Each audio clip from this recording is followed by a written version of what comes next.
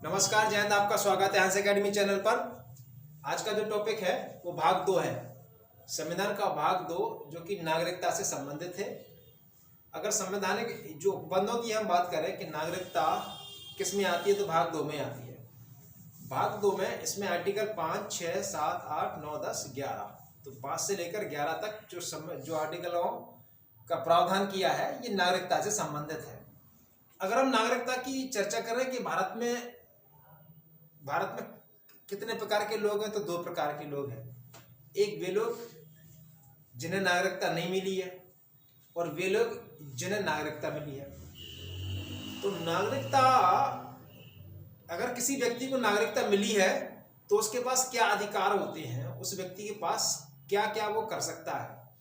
तो जिस व्यक्ति के पास, जो व्यक्ति भारत का नागरिक है, तो वह व्यक्ति या तो उसका जन्म भारत में हो या प्राकृतिक रूप से हो, तो वह व्यक्ति राष्ट्रपति का इलेक्शन भी लड़ सकता है भारत में। ये कई सारे बच्चों को यही एक कन्फ्यूजन रहती है कि भाई कौन व्यक्ति भारत का राष्ट्रपति बन सकता है। तो जिसका जन्म भारत में हो या जिसकी नागरिकता प्राकृतिक रूप से जिसने ली हो, तो वह व्यक्ति भारत का राष्ट्रपति बन सकता है। अब इसके बाद और क्या क्या कार्य कर सकता है, कौन कौन से प्रकार के अधिकार उसको मिलते हैं।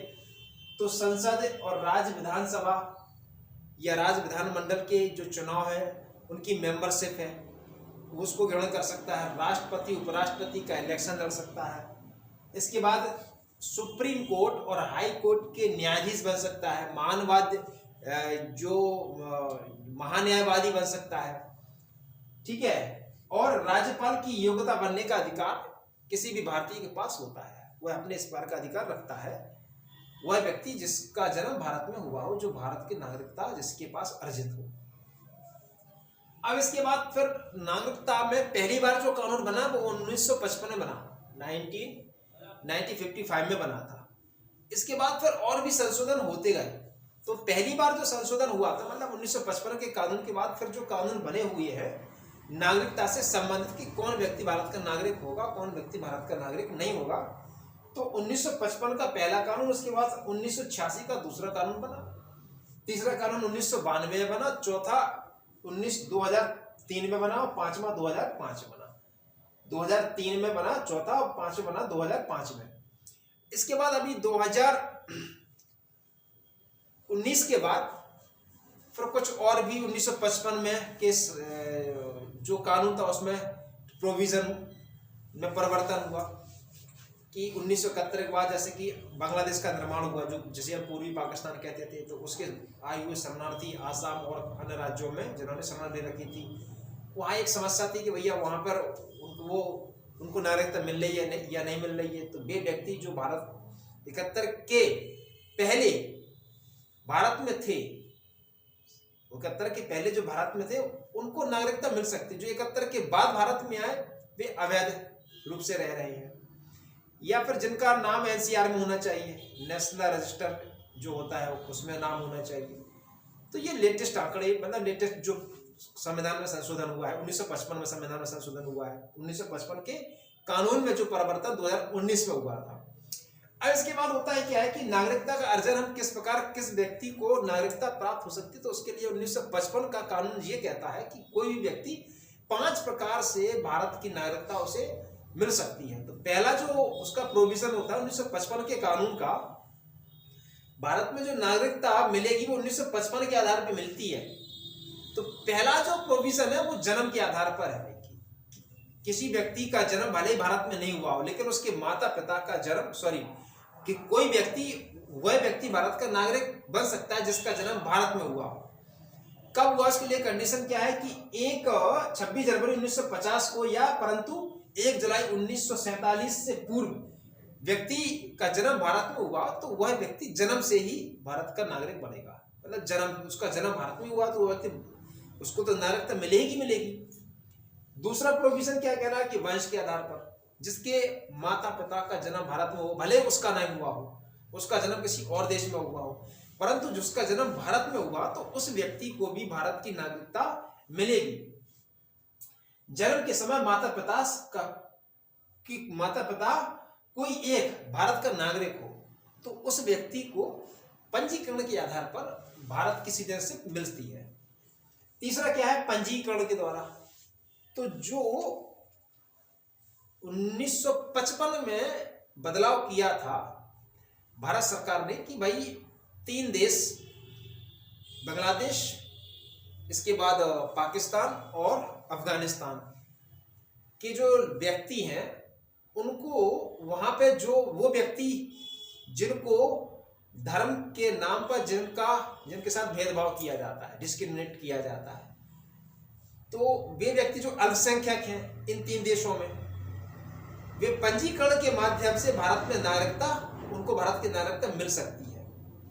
ये 1950 का पंडित नेहरू का एक समझौता भी हुआ था पाकिस्तान के साथ। तो उस कानून में भी यही समझौते में 1950 में यही भी बात हुई थी कि भैया जब भी आपके देश के अल्पसंख्यक होंगे या हमारे देश के अल्पसंख्यक होंगे, उन पर धर्म के नाम पर उनके साथ भेदभाव किया जाएगा, तो आप हमारे देश के अल्पसंख्यकों को आप नागरिकता दोगे और आपके देश के अल्पसंख्यकों को हम नागरिकता देंगे। तो भारत में ने जो अभी लेटेस्ट परिवर्तन किया था वो यही किया था कि किन्हें नागरिकता मिलेगी, वो पंजीकरण के आधार पर पंजीकरण कराएंगे तो उनको नागरिकता मिलेगी। ये 3 देश हैं जहां पर धर्म के नाम पर उनके साथ भेदभाव होता है, और ये देश जो अल्पसंख्यक हैं, कौन कौन है उसमें, हिंदू है, सिख है, ईसाई हैं, जैन हैं, बौद्ध हैं, पारसी हैं। ये 6 जो कैटेगरियां हैं ये इन देशों में क्या है, माइनॉरिटी में है। तो इनके साथ क्या होता है, रिलीजन के आधार पर तो इनके साथ पार्शियलिटी या भेदभाव होता है, डिस्क्रिमिनेट किया जाता है, इनके साथ इक्वलिटी नहीं है इनके साथ। तो ऐसे लोगों को सरकार क्या करती है, केंद्र सरकार पंजीकरण के माध्यम से।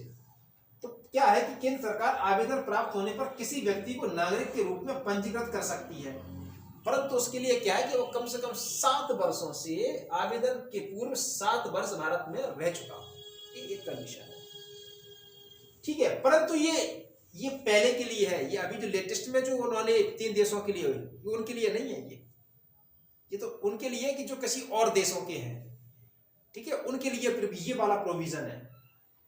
चौथी नागरिकता कैसे मिलती है, प्राकृतिक रूप से मिलती है। प्राकृतिक रूप से कहते हैं कि आवेदन जो आपने किया, आवेदन के बाद है अपने देश की नागरिकता को उसका क्या करना पड़ेगा, गिव अप करना पड़ेगा, त्याग करना पड़ेगा, और इसके बाद या 12 महीनों से भारत में रह रहा हो, ठीक है, भारत के संविधान में एक आस्था रखता हो, 22 भाषाओं में एक भाषा का उसे ज्ञान हो, ठीक है।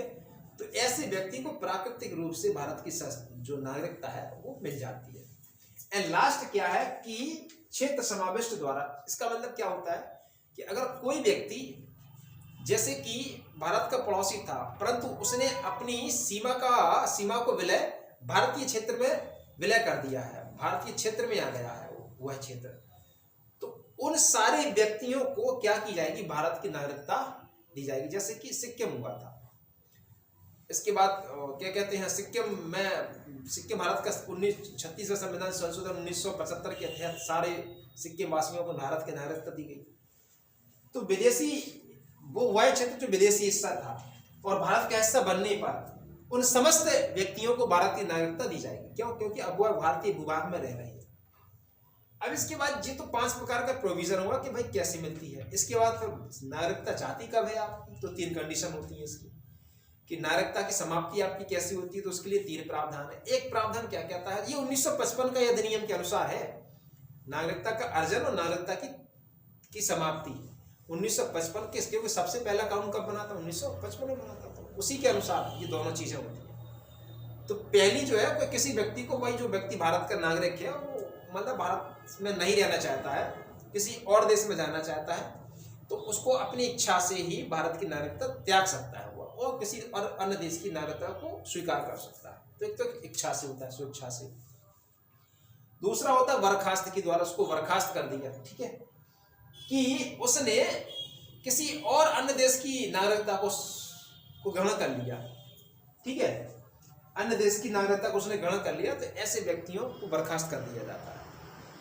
एंड तीसरा होता है वंचित करने पर। कैसा वंचित, कैसा कि भारत सरकार क्या करती है कि अगर जैसे कि मान के चलो आपने जो नागरिकता ली थी वो फर्जी तरीके से ली थी, कोई डॉक्यूमेंट्स आपने इलीगल दे दिए, या आपने माता पिता को इलीगल बता दिया कि भैया हमारे माँ बाप यहाँ के निवासी थे, ऐसा कोई फर्जी की दस्तावेज आपने भारत सरकार को दिए थे। दूसरा क्या है कि अगर आप युद्ध के दौरान किसी शत्रु देश के साथ कोई डेटा शेयर करते हैं, कोई अपनी बात, कोई गैर संवैधानिक बात है, कोई गैर कानूनी बात है, वो उसका उनको बताते हैं, तो इस हिसाब से भी आपको वंचित कर दिया जाएगा। इसके बाद फिर संविधान के प्रति आप संविधान के प्रति आस्था नहीं है, उसका अनादर कर रहे हैं आप, ठीक है ना, अभद्रता का व्यवहार कर रहे हैं आप संविधान का, तो संविधान का उल्लंघन करने पर भी आपको वंचित किया जा सकता है। और कोई भी व्यक्ति है जो 7 वर्षों तक भारत के बाहर रह रहा हो, तो ऐसे व्यक्तियों को भारत की नागरिकता से वंचित किया जा सकता है। तो ये था भारत की नागरिकता के संबंधित प्रावधान। तो संवैधानिक उपवंश में वही है कि भारत की नागरिकता किस में आती है, तो भाग 2 में आती है। कितना है आर्टिकल है इसमें, 5 से लेकर 11 तक नागरिकता संबंधी आर्टिकल है, ठीक है। तो आज के लिए इतना काफी है। अगला वीडियो को हम देखेंगे मौलिक अधिकारों से संबंधित होगा। अगर वीडियो आपको अच्छा लगा तो इसको लाइक करें, सब्सक्राइब करें, अन्य लोगों तक इसको शेयर करें। थैंक यू, जय हिंद।